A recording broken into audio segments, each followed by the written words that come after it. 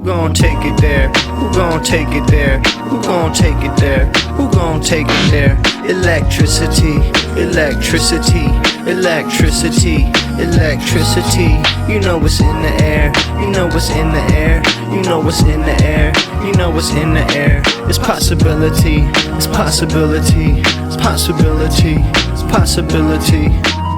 All right, so Theo Von did a podcast with Dave Smith. This was a 3-hour-long podcast where they were talking about Trump's war in Venezuela, his illegal raid and capture of Maduro, as well as how that flows into other politics as well. Dave Smith has made a name for himself as a libertarian commentator.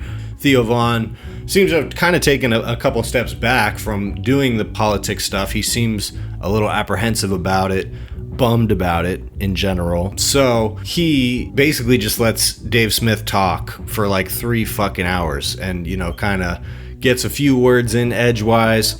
And Dave Smith is decent at speaking. He's really not that smart of a guy. I've been wondering, what is the right going to say? What is the supposedly anti-war right going to say about Trump and this illegal war in Venezuela? This was an opportunity for, you know, some of them to emerge as meaningful critics of the administration, not just obligatory critics of the administration. And in this case, Dave Smith does not rise to the occasion, in my opinion. So here's what he had to say on Theo Von. A year ago, when people were so excited about Donald Trump coming in, you never met one Trump supporter in your life who went, now we're going to get regime change in Venezuela. Yeah. That's why I'm excited that Donald Trump's here. I mean, people wanted no new wars. They wanted the border secure. They wanted the economy turned around. They wanted inflation dealt with. Nothing. There was no demand from Trump's base. And so this is like one more example of Donald Trump just siding with the war hawks over his own people. Yeah. And one of the things that really, I find it like to be so, it's such a like an intolerable humiliation of Donald Trump supporters, is that all these guys, the war hawks, Marco Rubio, Ben Shapiro, Mark Levin, like go down the list, all of them, Ted Cruz, every last one of them, they were the never Trumpers. How do you think things look as we go into 2026 here? Because it's just baffling, man. Like, I was hoping to see more things where it's like, okay, we're building things, we're bringing businesses back, and you're gonna start to see certain jobs and opportunities come back to different areas. And if they are, why wouldn't you talk about that more and share that more and inspire people more with that, you know? Yeah. I think that's some of the communication that would be nice to hear more of. I think you kind of need a couple years to kind of see maybe what they're going to do with some of these tariffs. If we're making money from these tariffs, what does that go into? You know, maybe it could be set aside and say, well, the money that we're keeping from these tariffs, it's going to go here, and here to support these things or to rebuild these efforts, you know? How do you feel like Trump's done in his first year? Like, what are things he's done that you like? Well, and obviously, I think he's been terrible.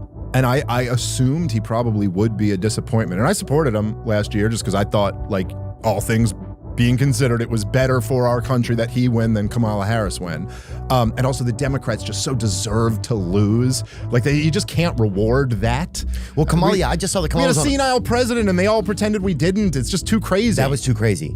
Aside from that, it's just been disastrous. I mean, I just couldn't, and not even just disastrous like the policy was wrong, but just the way they handled it. I mean, the handling of the Epstein scandal that goes down in history as like the worst handling of a scandal I've ever seen. Literally, from all these guys running on, we're gonna release this stuff, Pam Bondi having that thing where she gave the influencers folders? The binders. Remember them holding the binders and then up it in turns the out there was distance? nothing in them that was new, and then they pivoted on a dime to there's no such thing. After, like, when you're just like kind of like being Israel's bitch and then you're burying the Epstein stuff, but I repeat myself, it's like, and then he goes like, we're renaming it to the Gulf of America. You're like, shut up, dude. Like, give me something serious. Yeah. It starts to feel like you're just insulting me. It's like you start like bragging about how you're redoing the White House or how much nicer it looks than when Joe Biden was there. Like, yo, I don't care, man. Like, the average guy, like, people who are making 70 grand a year can't afford to live. And I'm supposed, or even just like the moment, like when he called the reporter a fat pig, like he called some female reporter a fat pig. I was like, and what then you're the just heck? kind of like, dude, you're a Or did he say scumbag, piggy? Did he say- piggy, whatever. But he's like, you're a scumbag, dude. And it was over an Epstein question. Was it? She asked a totally reasonable question about the files, and then he just goes to this vicious, like, insult. Right. And I don't know. Look, I know there's a lot of people out there who still support Donald Trump. That's fine. But, like, I'm out. I just don't. I can't. Are you? I can't defend that Yeah. shit. Yeah, so Dave Smith says he's not supporting Trump anymore. And honestly, he's pretty positive about Trump throughout this conversation, despite the fact that he's distancing himself from him and expressing his discontent with these things. It's not like he's going in on Trump. He seems more to view it as Trump is giving him no choice but to back off of his support of him because he's just handling these things so poorly, rather than a real recognition that this character was always there. This person's character was always like this. And I don't know, to see somebody finally, the quiet piggy moment was the moment you realized Trump was a scumbag. I don't know. I just don't quite get it. I think part of what's happening here is that because the media backed off of Trump a little bit and hasn't been as much on his ass, it is allowing some of these people to come to these conclusions on their own. Whereas when you had the constant coverage of Trump from the perspective of breathlessly trying to convince people of how bad he was, it created this backlash effect where people that did want some of the things that Trump represented felt very defensive about him. And then over the years, Fox News and other entities just gave them more and more reasons and justifications and rationalizations to dig their heels in. So you really see that with Dave Smith here, where he can't even talk about Trump being as bad as he is without hearkening back to things like COVID and Russiagate. I mean, he spends a lot of time in this 3-hour conversation talking about that stuff, more so than he talks about Trump scandals. There's plenty of time that gets allocated to that as well. But you can tell that he has much more deeply ingrained feelings about, the way Democrats have handled things. And even just the idea that something like, shutdowns happened because of COVID, the idea that there was a public health response at all to that bothers a person like Dave Smith. And so that's part of the reason that as much as Trump behaves in such a detestable way, they can never really go very far beyond this kind of disillusioned disappointment, a little bit of disgust, because Trump is a disgusting person. But they can't really come to any new conclusion because of that, right? They're kind of stuck in this box for now.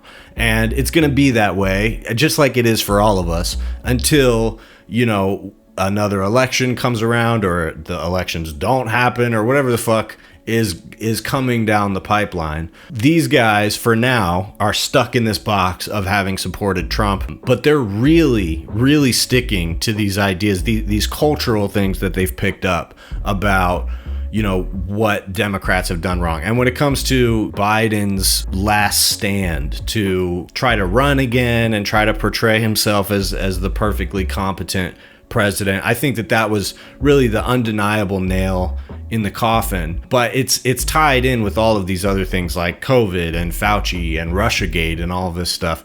And I think you got a lot of people out there who some various soup of these different things is what they associate the Democrats with. And so it really only has to be based on the tiniest sliver of reality, because now the narrative has crystallized about, the Democrats' just total, complete incompetence. And so, the goal, I don't think, is to win over people like Dave Smith, even when it comes to these comedy politics types. Dave Smith is one of the less relevant. He clearly had a lot to say here. He went on Theo Von, talked pretty much the whole time, and at the end kind of lands it with this thing about how he's done supporting Trump. So he really wanted to get that out there, I guess.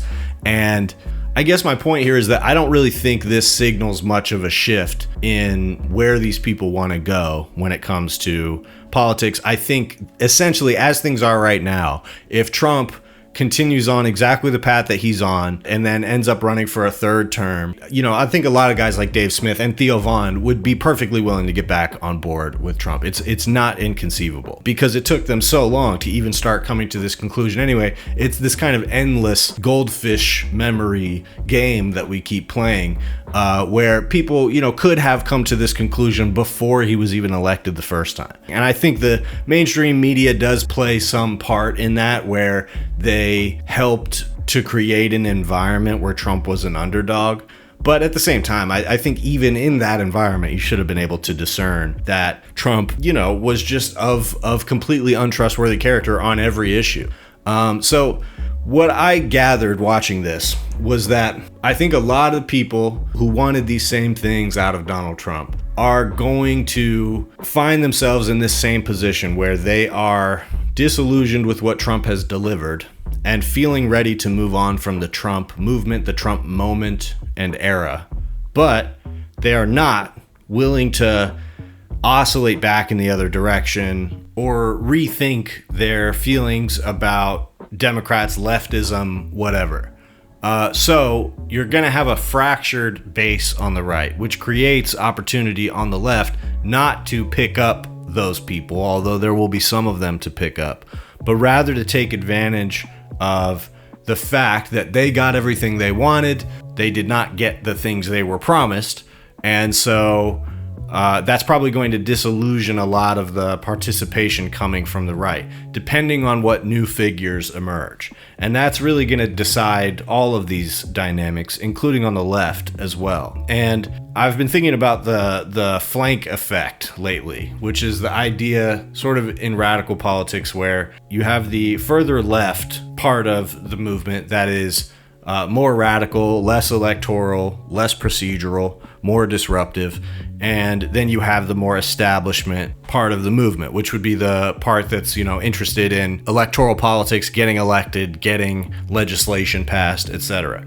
So you wouldn't even necessarily always consider these two things as part of the same movement, although they might be ideologically aligned on the left.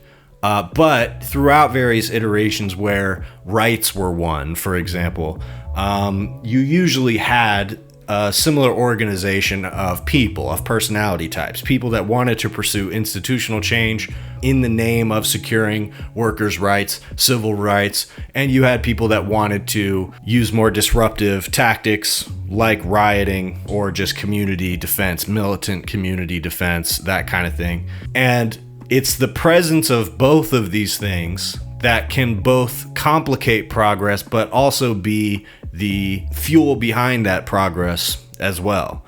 And so you've seen it happen on the right, really. And I think that probably it is the most likely continuation of where we're at, where you have Trump, and Trump was the radical for a while.